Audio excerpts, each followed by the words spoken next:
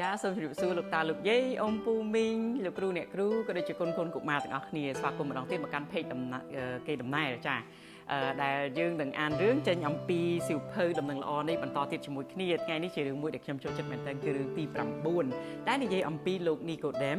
ចាលោកអ្នកណាខ្លះដែលចាំរឿងនេះគុណកុមារចាំរឿងលោកនីកូដេមទេចាអញ្ចឹងឥឡូវនេះយើងនឹងអានជាមួយគ្នានៅរឿងទី9លោកនីកូដេមចានៅព្រះគម្ពីរយូហានជំពូក3ខ16ចាសូមចាប់ផ្ដើមជាមួយខ្ញុំរឿងទី9លោកនីកូដេមយូហានជំពូក3ខ16មានបុរសម្នាក់ឈ្មោះនីកូដេមបានមកជួបព្រះយេស៊ូវនាយប់មួយហើយបានសួរទ្រង់ពីសំណួរយ៉ាងសំខាន់មួយលោកនីកូដេមបានសួរព្រះយេស៊ូវថាតើខ្ញុំត្រូវធ្វើដូចម្តេចដើម្បីឲ្យបានសង្គ្រោះឲ្យទៅស្ថានសួគ៌ព្រះយេស៊ូវបានប្រាប់លោកនីកូដេមថាត្បិតព្រះទ្រង់ស្រឡាញ់មនុស្សលោកដល់ម្លេះបានជាទ្រង់ប្រទានព្រះរាជបុត្រាទ្រង់តែមួយដើម្បីឲ្យអ្នកណាដែលជឿដល់ព្រះរាជបុត្រានោះមិនត្រូវវិនាសឡើយគឺឲ្យមានជីវិតអស់កលជានិច្ចវិញ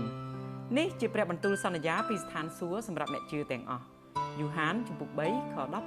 16 Story 9 Nicodemus John 3:16 A man called Nicodemus came to Jesus one night and asked him a very important question.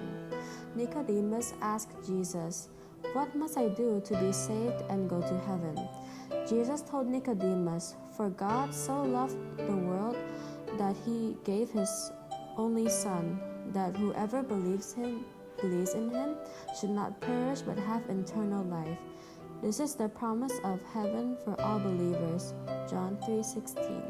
ចាអរគុណកូនចាដូច្នេះលោកតាលោកយាយអ៊ំពូមីងបងប្អូនទាំងអស់គ្នាកូនទាំងអស់គ្នាយើងដឹងហើយថាផ្លូវទៅកាន់ឯនគរឋានសួគ៌មានតែមួយគត់គឺយើងជឿលើព្រះយេស៊ូវយើងនឹងបានទទួលការសង្គ្រោះចាសូមអរគុណហើយយើងនឹងជួបគ្នានៅរឿងលើកក្រោយទៀតគឺជារឿងទី10ចាសូមជម្រាបលា